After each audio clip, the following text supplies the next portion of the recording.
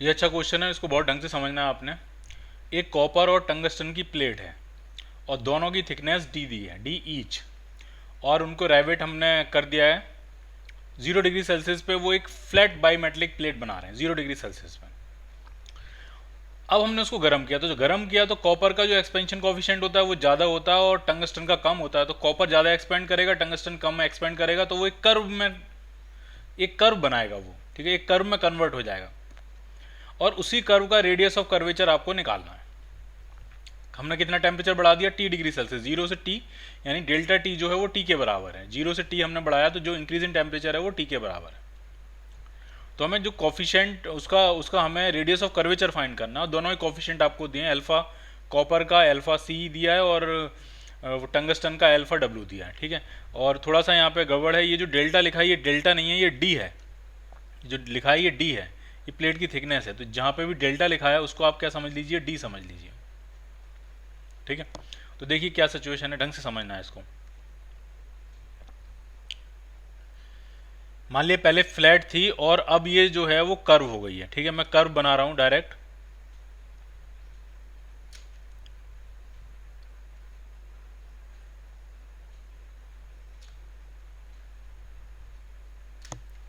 ज़्यादा करीब हो गया थोड़ा सा।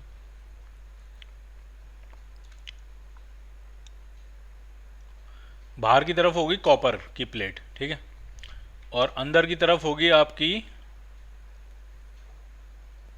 टंगस्टन। टंगस्टन उतना एक्सपेंड नहीं करता है, कॉपर ज़्यादा एक्सपेंड करता है।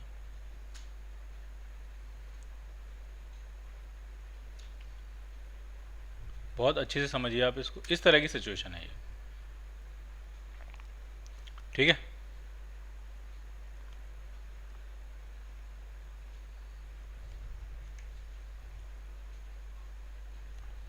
ये बायोमेट्रिक प्लेट है जो इस तरह से बेंड हुई और हमें फाइंड करना है रेडियस ऑफ कर्वेचर। तो मान लिया यहाँ पे कहीं इसका सेंटर रहा होगा, यहाँ पे कहीं सेंटर रहा होगा, तो ये परपेंडिकुलर लाइन यहाँ आएगी इस तरह से, ये वाली परपेंडिकुलर लाइन यहाँ आएगी और यहाँ पे कहीं इसका ये क्या बनेगा, इसका सेंटर ऑफ कर्वेचर बनेगा। और ये radius of curvature, radius of curvature मैं इस इंटरफेस से मान ले रहा हूँ। इंटरफेस से ये जो डिस्टेंस है, इंटरफेस से सेंटर तक की डिस्टेंस है, इसको मैं क्या दे रहा हूँ, ये है आपका रेडियस ऑफ कर्वेचर, ठीक है। ऊपर क्या है, ऊपर कॉपर है और नीचे क्या है, नीचे ये टंगस्टन है, ठीक है। ये है कॉपर और ये है टंगस्टन डब्लू, और इन्होंने कुछ एंगल बनाया, वो एंगल है थीटा, और हमें ये रेडियस ही फाइंड करनी है, ठीक है। कॉपर का जो है वो अल्फा सी है और टंगस्टन का जो है अल्फा डब्लू है। ओरिजिनल लेंथ मैंने मान ली, दोनों की लेंथ एल थी, बराबर लेंथ की होंगी, दोनों ओरिजिनल लेंथ दोनों की मान ली मैंने एल होगी, ठीक है। अब इक्वेशन समझिए आप ढंग से।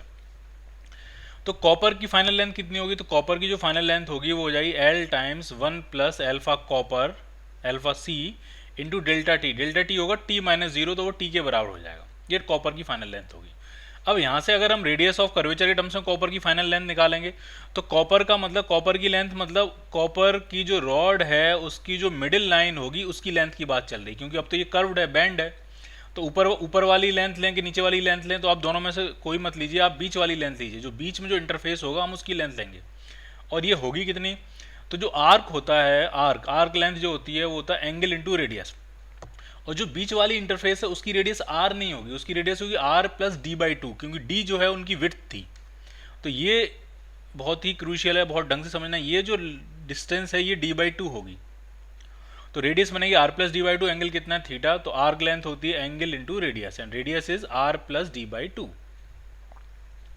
बस ये जो इक्वेशन मैंने लिखी है यही सबसे ज़्यादा क्रूशियल है, जो आपको समझ में आनी चाहिए।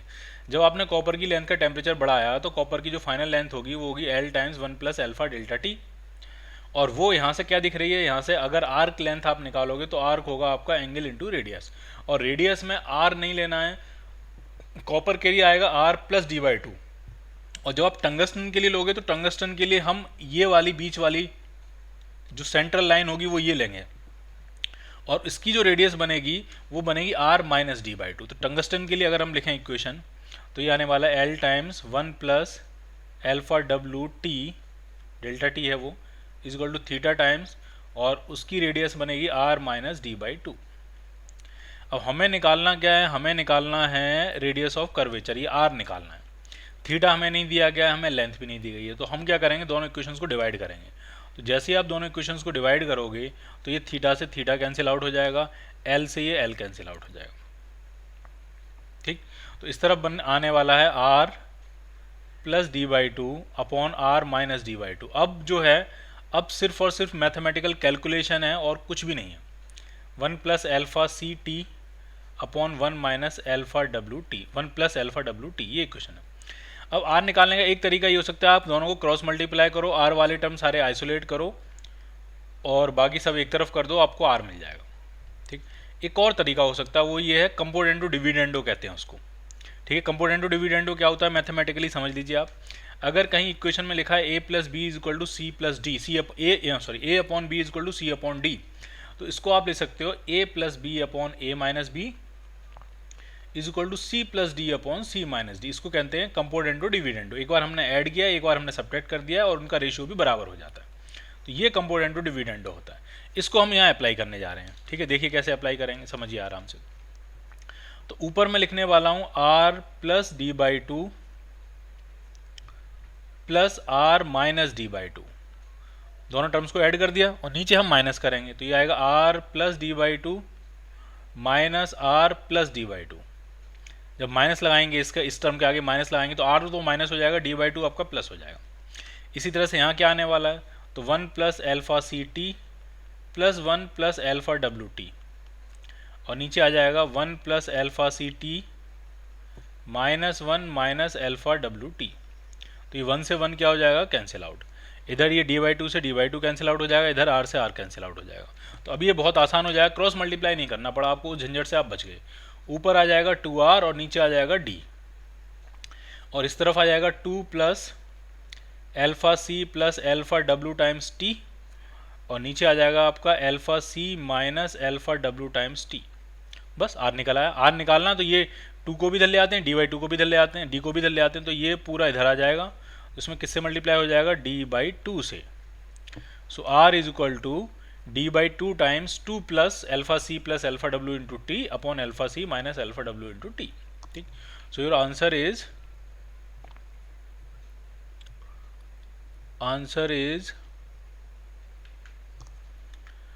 तो आंसर जो मैच कर रहा है, ये मैच कर रहा है मुझे लगता है डी पार्ट।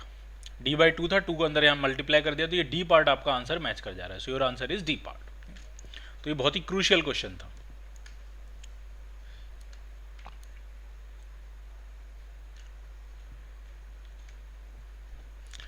अगला क्वेश्चन करते हैं। ठीक है, ये जो लंबे लंबे क्वेश्चन हैं ये मतलब नीट के लिए उतना बेहतर नहीं है। A brass wire 1.9 metre long at 27 degree Celsius is held taut while little tension between 2 rigid support. एक ब्रास का वायर है, उसको 2 रिजिड सपोर्ट के बीच में हमने जस्ट टाइट की फॉर्मेट में रखा है। जस्ट टाइट का मतलब जितनी लेंथ है उतना ही सेपरेशन है। ये आपकी स्टेज है। ठीक है, अब वायर को हम ठंडा कर रहे हैं, ठंडा करेंगे तो ये कंप्रेस होना चाहेगा। अब कंप्रेस होने नहीं दोगे तो इसके अंदर एक टेंशन आ जाएगा। ठीक है, और जितना वो कंप्रेस होना चाहेगा डेल्टा एल, वही इसमें स्ट्रेन बन जाएगा। ठीक है, आप ठंडा करोगे ये कम होना चाहेगा, कम आप होने नहीं दे रहे हो तो इसमें क्या आ जाएगा, टेंशन आ जाएगा। ठीक है, डायमीटर वगैरह दिया है और लीनियर एक्सपेंशन कोफिशिएंट दिया है, यंग्स मॉडुलस सब कुछ दिया, टेंशन निकालना है। तो आप समझ लीजिए, जैसे कि मान लिया हम एक्सप्रेशन निकालेंगे, वैल्यू डाल के आप खुद सॉल्व करना। जैसे कि मान लिया मैंने डेल्टा टी टेम्परेचर कम कर दिया, तो इसके अंदर जो लेंथ में कमी आनी चाहिए वो एल अल्फा डेल्टा टी के बराबर आनी चाहिए, बट आप होने नहीं दोगे तो ये जो डेल्टा एल है वो कंप्रेशन नहीं इलोंगेशन बन जाएगा। ये बात समझ में आई आपको। अगर आपने डेल्टा ढंग से समझिए, जैसे डेल्टा टी आपने टेम्परेचर कम किया, मैंने कहा चलो इसके अंदर 2 सेंटीमीटर लेंथ कम हो जाएगी, बट आप होने नहीं दोगे तो ये जो वायर फील करेगा वो 2 सेंटीमीटर का एक्सपेंशन फील करेगा। एग्जाम्पल लेके समझिए, जैसे मान लिया 100 सेंटीमीटर की लेंथ थी, नॉर्मल ऐसे रखा हुआ है ये वायर, और आपने टेम्परेचर कम किया तो कम होके इसकी 2 सेंटीमीटर लेंथ कम हो गई, यानी फाइनल लेंथ इसकी 98 सेंटीमीटर हो जानी चाहिए। लेकिन आपको 98 सेंटीमीटर करनी नहीं है, आपको 100 सेंटीमीटर ही रखनी है। तो आप क्या करोगे, इसको 2 सेंटीमीटर खींच के और इस तरह से फिट कर दोगे, तो ये 2 सेंटीमीटर जो कंप्रेशन, 2 सेंटीमीटर जो श्रिंक होना चाहिए था वो ये इलोंगेशन फील करेगा। ठीक है, तो स्ट्रेन कितना आ जाएगा, delta L upon L strain आ जाएगा, वो कितना होगा, अल्फा डेल्टा टी। अब यंग्स मॉडुलस का फॉर्मूला लगाते हैं इलास्टिसिटी वाले चैप्टर्स में। तो यंग्स मॉडुलस होता है force upon area stress upon strain. तो ये आपका आया एफ अपॉन ए और डेल्टा एल अपॉन एल आ रहा है अल्फा डेल्टा टी। तो यहाँ से जो फोर्स आ जाएगा वो आपका आ जाएगा Y A alpha delta T. Young's modulus है आपके पास, एरिया आपके पास है, लीनियर एक्सपेंशन कोएफिशिएंट आपके पास है, कितना टेम्परेचर में चेंज कर रहे हो वो भी आपके पास है। तो ये सारी वैल्यू आप डालिए, सॉल्व कीजिए, आपको आंसर निकलना है। ठीक है, और ये एक्सप्रेशन आप याद भी कर सकते हो। इसको हम थर्मल स्ट्रेस कह सकते हो या thermal tension due to thermal stress कह सकते हो इसको। ठीक है, क्या होता है Y A alpha delta T. सारी वैल्यू डालिए, आपको आंसर मिलेगा।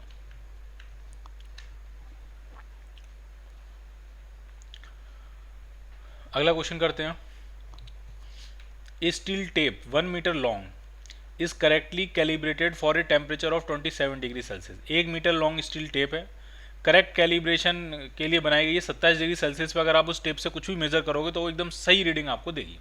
ठीक, फिर हमने क्या किया, लेंथ ऑफ स्टील रॉड, कोई दूसरी स्टील रॉड है, कोई दूसरी रॉड है और उसकी हमने लेंथ मेजर करी, लेकिन 27 डिग्री सेल्सियस पर मेजर नहीं करी हमने जो मेजर करी वो हमने 45 डिग्री सेल्सियस पर मेजर करी और तब उसने बताया 63 सेंटीमीटर। तो उस रॉड की एक्चुअल लेंथ क्या होगी उस दिन वो आपको बताना है। ठीक, एक्चुअल लेंथ क्या होगी वो आपको बताना है। ठीक है, तो जरा समझिए, ढंग से समझिए। ये मान लिया स्टील का टेप है और उस पर ये मार्किंग है, ये मान लिया 0 है, ऐसे 1 2 3 4 इस तरह से। यहाँ पे एक मार्क है 63 सेंटीमीटर। ठीक, अगर ये रॉड आपकी अगर ये 27 डिग्री सेल्सियस पे होती तो एकदम 63 सेंटीमीटर का मतलब 63 सेंटीमीटर ही होता, लेकिन ये है 45 डिग्री सेल्सियस पे। तो 45 डिग्री सेल्सियस पे जो 63 बोलेगी उसकी एक्चुअल लेंथ होगी 63 times 1 plus alpha delta T. ये होगी उसकी एक्चुअल लेंथ और यही आपको बतानी है। ठीक, कितनी होगी तो हो जाएगी 63 टाइम्स 1 प्लस एल्फा कितना दिया, तो एल्फा दिया 1.2 इंटू 10⁻⁵ और टेम्परेचर कितना बढ़ा दिया, 27 से 45 कर दिया आपने बढ़ा के। ठीक है, तो आपने बढ़ाया 18 डिग्री।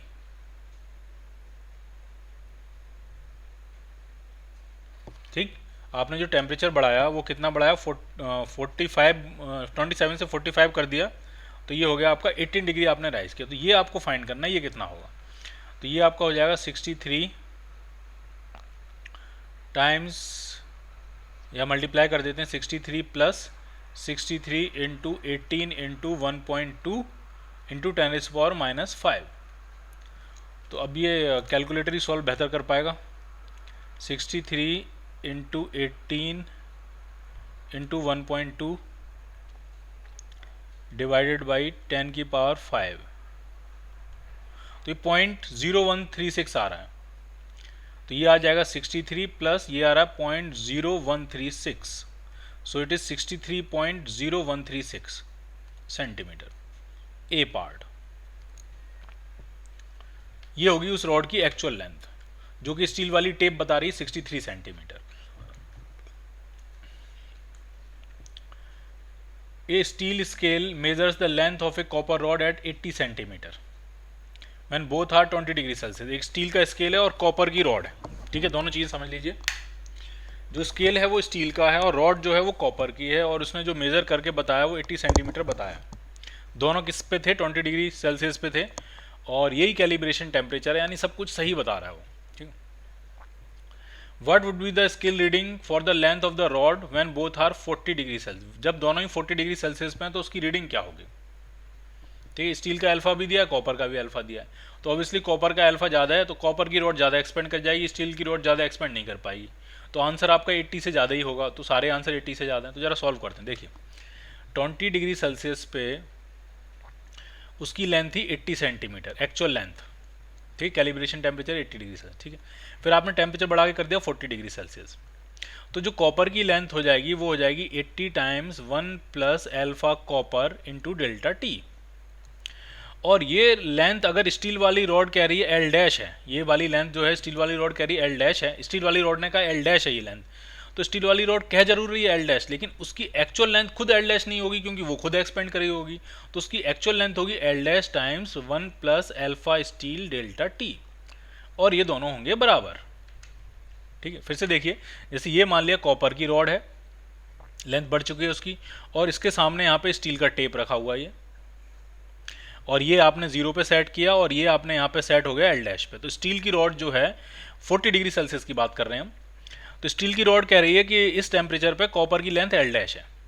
ठीक है, तो मैंने कॉपर की लेंथ निकाली और मुझे एल डैश के बराबर पुट कर देना। बट मुझे आप ये बताइए, जो स्टील की रॉड कह रही है कि एल डैश है, तो क्या वो खुद एल डैश है? नहीं, वो खुद एल डैश नहीं होगा, क्योंकि एल डैश जो होगा वो खुद एक्सपेंड कर गया होगा।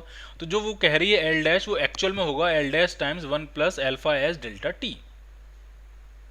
ठीक, बस अब कुछ नहीं चाहिए इसमें, अल्फा एस पता है, डेल्टा टी पता है, अल्फा कॉपर पता है, डेल्टा टी सब कुछ पता है, और यहाँ से आपको क्या फाइंड कर लेना है? L dash. ठीक, अब इसमें लगाना बाइनोमियल अप्रोक्सीमेशन, अदरवाइज सॉल्व करने में बहुत दिक्कत होगी। इसको इस तरफ लाना है, इसकी पावर -1 चढ़ा देनी है, बाइनोमियल अप्रोक्सीमेशन लगाना और फिर आप इसको सॉल्व करना है आपको। ठीक है,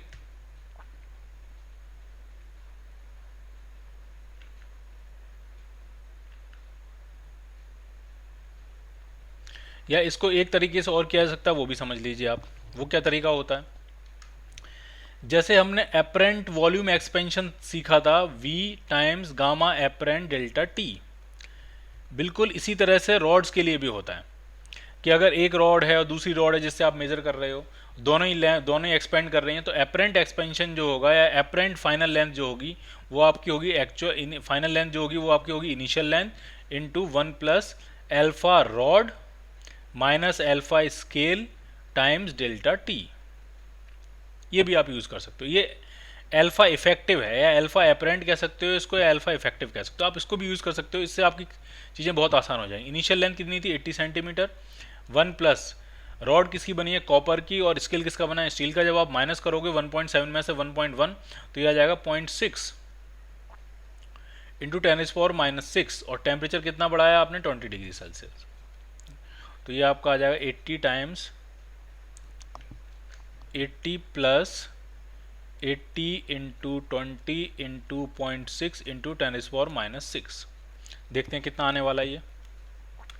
80 इंटू 20 इंटू 0.6 डिवाइडेड बाई,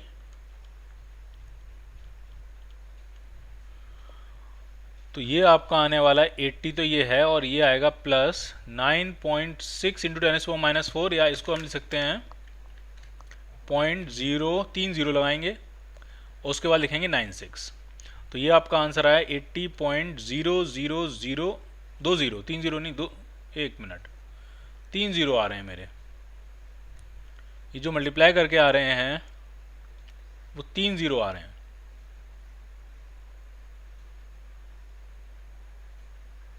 ठीक है, 2 0 नहीं आ रहे मेरे, 3 0 आ रहे हैं। ठीक है, आप खुद कैलकुलेट एक बार करके देख लेना, मेरे हिसाब से 3 0 आ रहे हैं। ठीक है, और इन्होंने यहाँ पे 2 0 दिए, या तो एक 0 मिसिंग है या मेरी कैलकुलेशन में गड़बड़ है, तो आप खुद ट्राई करके देख लेना इसकी calculation. The coefficient of volume expansion, glycerine का वॉल्यूम एक्सपेंशन का कोफिशिएंट दिया है। फ्रैक्शनल चेंज इन डेंसिटी पूछ रहे हैं, डेंसिटी में क्या चेंज होगा। ठीक है, अगर हम उसका टेम्परेचर कितना बढ़ा दें? 30 डिग्री सेल्सियस बढ़ा दें। ठीक है, तो जो फाइनल डेंसिटी होती है टेम्परेचर बढ़ाने पे, वो होती है initial density upon 1 plus gamma delta T. इसको आप ऊपर लेके जा सकते हो, तो ये हो जाएगी final density is equal to initial density times 1 minus gamma delta T. Binomial approximation हमने इसमें लगा दिया, तो रो डैश जो आपका आएगा वो आ जाएगा rho times rho minus rho times gamma delta T. आराम से देखते जाइए, इसको इधर ले आएंगे तो ये चेंज आ जाएगा, rho dash minus rho, temperature बढ़ाओगे डेंसिटी कम होगी, is equal to minus rho times gamma delta T. ठीक है, तो इस माइनस को भी इधर ला रहे हैं, तो माइनस भी इधर ला रहा हूँ, और ये है final density minus initial density upon initial density is equal to gamma delta T. ठीक, अब गौर से देखो, ये फ्रैक्शनल चेंज इन डेंसिटी होगा। आप टेम्परेचर बढ़ाओगे तो डेंसिटी कम होगी, इसलिए माइनस आ रहा। तो ये final density minus initial density, ये चेंज इन डेंसिटी आ जाएगा upon initial density. Change in density upon initial density is the fractional change in density, and that is equal to gamma delta T. ठीक है, सारी value डालते हैं, आपको answer मिलेगा। गामा कितना? गामा है 49 इंटू 10⁻⁻5, और डेल्टा टी जो होगा, डेल्टा टी टेम्परेचर कितना बढ़ाया आपने? 30 डिग्री सेल्सियस। ठीक है, तो कितना आने वाला है ये आपका आ जाएगा 49 इंटू 30 तो आप इसको ऐसा लिख सकते हो मल्टीप्लाई करके 1.47 इंटू 10⁻²। तो अप्रोक्सीमेट आप 1.5 इंटू 10⁻² इसको लिख सकते हो।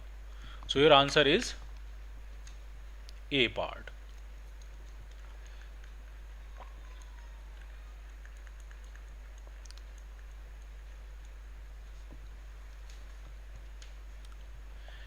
A body is float inside liquid. If we increase temperature, then what changes occur in the buoyancy force? ठीक है, बायनेंसी फोर्स पे क्या फ़र्क पड़ेगा अगर हम टेम्परेचर बढ़ाएं? बॉडी जो है वो फ्लोट कर रही है, तो इंपॉर्टेंट बात है यहाँ फ्लोट कर रही है, ठीक है, उससे आंसर अलग आएगा। और अगर सिंक कर गई होती तो आंसर अलग आता। अगर कोई भी बॉडी है और किसी भी लिक्विड में वो फ्लोट कर रही है, तो फ्लोट करने का मतलब ये है कि जो बायनेंसी फोर्स लग रहा होगा एफ अप, वो इसके वेट के बराबर होगा, mg के बराबर होगा। अब अगर आप टेम्परेचर बढ़ाओगे घटाओगे कुछ भी करोगे, वेट थोड़ी ना चेंज हो जाएगा, वेट तो वही रहेगा। वॉल्यूम कम ज़्यादा होगा, डेंसिटी कम ज़्यादा होगी, लिक्विड की डेंसिटी कम ज़्यादा होगी, लेकिन वेट में कोई फर्क नहीं पड़ेगा। और अगर वो फ्लोटिंग स्टेट में मेंटेन्ड है तो इसका मतलब वेट ही एफ अप के बराबर होगा। तो बायनेंसी फोर्स में कोई चेंज नहीं आएगा, it will remain constant. C part.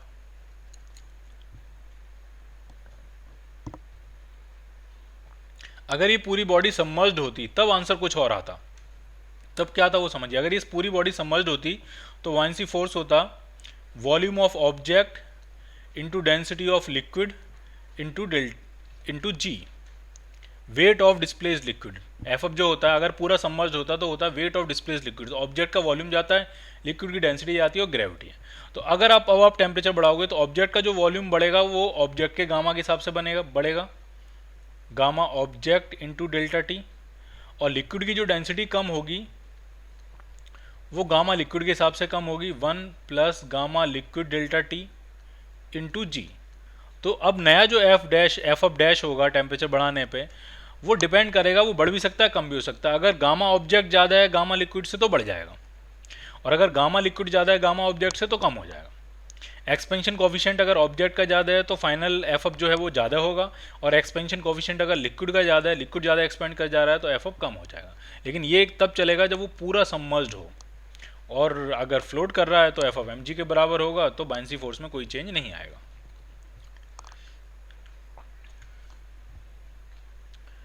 एक सॉलिड स्फीयर है आयरन का at 2 degree Celsius, lying at the bottom of the bucket full of water at 2 degree Celsius.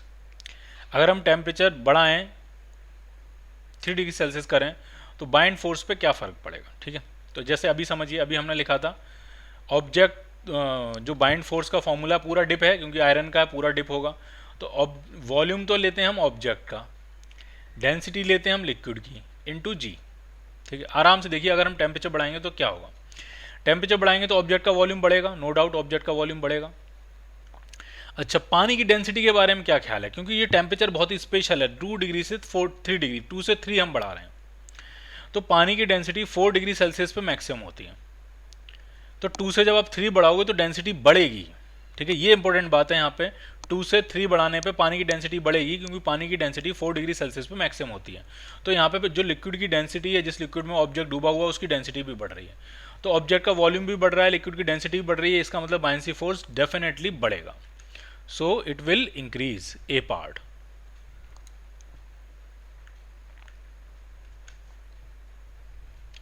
A thin rod of negligible mass and cross section. एक thin rod है, उसका मास negligible है, cross section area आपको दिया है। Suspended vertically from one and, और उसकी length 0.5 metre है 200 डिग्री सेल्सियस पे। हम उसको ठंडा कर रहे हैं 0 डिग्री सेल्सियस तक, but prevented from contracting by attaching a mass at the lower end. Mass की वैल्यू पूछ रहे हैं, बहुत आराम से समझना। सिचुएशन ये है कि एक रॉड है यहाँ पे और आप उसको ठंडा कर रहे हो तो कॉन्ट्रैक्ट होगी, लेकिन आप चाह रहे हो कॉन्ट्रैक्ट होने नहीं देना है। तो जितना उसके अंदर फोर्स क्रिएट होगा उसके बराबर आपको यहाँ mg वेट हैंग करना पड़ेगा। और फोर्स कितना आया था, तो हमने फोर्स कैलकुलेट किया था, उसकी वैल्यू आती Y A alpha delta T.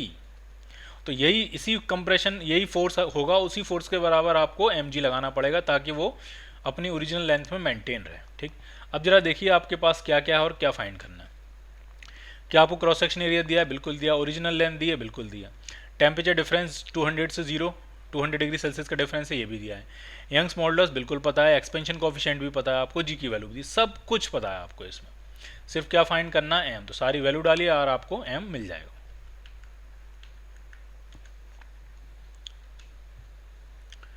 Rod की लेंथ दी है 100,000 मिलीमीटर, कॉफिशेंट लीनियर एक्सपेंशन का वो भी दिया है, और फिक्स्ड वॉल के बीच का सेपरेशन 1001 मिलीमीटर है, यानी 1 मिलीमीटर का यहाँ पे गैप दिया, और टेम्परेचर आपने बढ़ाया 20 डिग्री सेल्सियस से। पूछ रहे हैं स्ट्रेस कितना डेवलप होगा। ठीक, तो सबसे पहले आप ये बताइए कि इलोंगेशन कितना होगा रॉड में, तो वो होगा L alpha delta T. Elongation find करते हैं। अगर मान लिया ये दीवार यहाँ नहीं होती तो रॉड कितना इलोंगेट होना चाहेगी वो निकाल रहे हैं हम।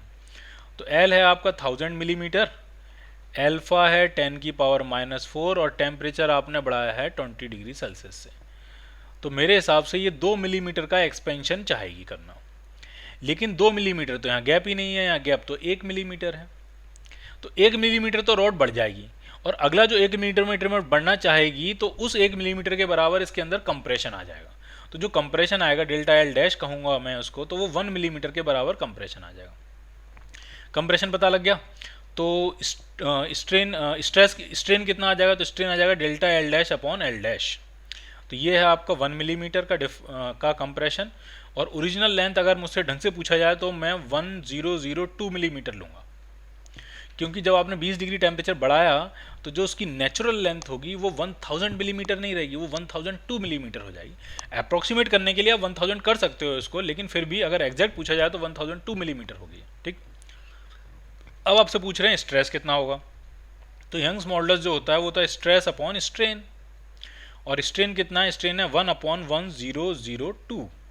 तो यहाँ से स्ट्रेस आपको निकालना है, वो आ जाएगा यंग्स मॉडुलस दिया 10 की पावर 11 इंटू स्ट्रेन, स्ट्रेन है 1/1002।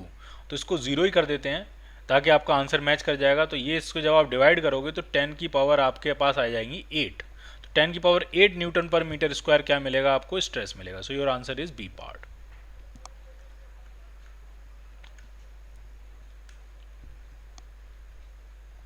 A steel rod of length 1 meter is heated from 25 to 75 degree Celsius keeping its length constant. ठीक है, स्टील रॉड है 1 मीटर और इतना हम टेम्परेचर उसका बढ़ा रहे हैं। ठीक है, लॉन्गिट्यूडनल स्ट्रेन पूछ रहे हैं, लेंथ कांस्टेंट रखी आपने, जब लेंथ कांस्टेंट रखी तो जो एक्सपेंशन होना चाहेगा उतना कंप्रेशन आ जाएगा। तो स्ट्रेन जो आएगा डेल्टा एल अपॉन एल पहले भी निकाल चुके हैं, तो ये आएगा एल्फा डेल्टा टी, और ये निगेटिव के बराबर आएगा। ठीक, कंप्रेशन फील करेगी रॉड तो एक्सपेंड होना चाहिए, अब आप एक्सपेंड होने नहीं दे रहे हो तो वो क्या फील करेगी, कंप्रेशन। इसलिए जो आएगा आंसर वो कैसा आएगा, वो आपका निगेटिव आंसर आएगा। तो इसको ये हम सॉल्व कर चुके हैं, इसका आंसर कितना आया था आपका, C part.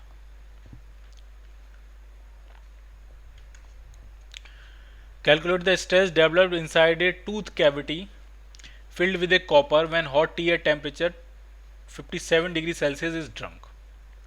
You can take body temperature as 37 degree Celsius. Alpha आपको दिया हुआ है और बल्क मॉडुलस भी आपको दिया है। ठीक है, स्ट्रेस पूछ रहे हैं। देखिए पहले हम निकालेंगे volumetric strain delta V upon V, और वॉल्यूमेट्रिक स्ट्रेन होगा डेल्टा वी अपॉन वी होगा गामा डेल्टा टी। गामा कितना दिया है, तो गामा आपको दिया है 1 एल्फा दिया है कॉपर का, एल्फा गामा नहीं दिया, एल्फा दिया है आपको, तो एल्फा को 3 से मल्टीप्लाई करके गामा बन जाएगा। तो ये आपका आएगा 5.1 इंटू 10 की पावर -5, और टेम्परेचर कितना बढ़ा है 20 डिग्री सेल्सियस। तो ये आपका आ गया 51 इंटू 2 करेंगे तो 102 इंटू 10 की पावर -5, ये वॉल्यूमेट्रिक स्ट्रेन है। अब बल्क मॉडुलस जो होता है, बल्क मॉडुलस होता है आपका प्रेशर, कितना प्रेशर क्रिएट हो जाएगा, स्ट्रेस, वॉल्यूमेट्रिक स्ट्रेस कह सकते हो आप इसको, अपॉन वॉल्यूमेट्रिक स्ट्रेन, और वॉल्यूमेट्रिक स्ट्रेन है 102 इंटू 10 की power -5।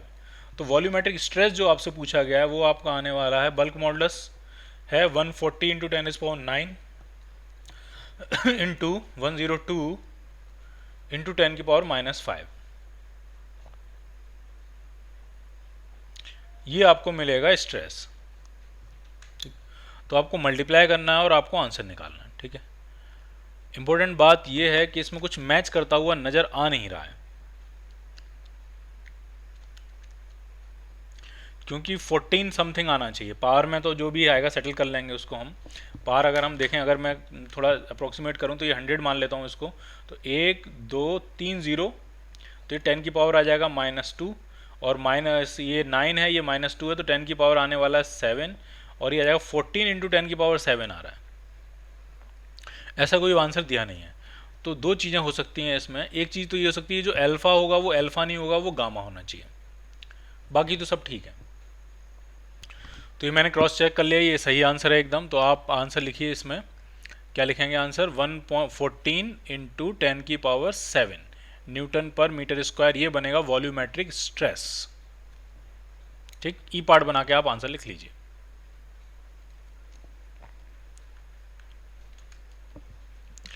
Thermal coefficient of volume expansion at constant pressure for an ideal gas sample of n moles having pressure P naught, volume V naught and temperature T naught। ठीक है, जरा समझिए, pressure P naught है, volume V naught है, temperature T naught है, n number of moles हैं, और आपको निकालना है वॉल्यूम एक्सपेंशन का एट कांस्टेंट प्रेशर।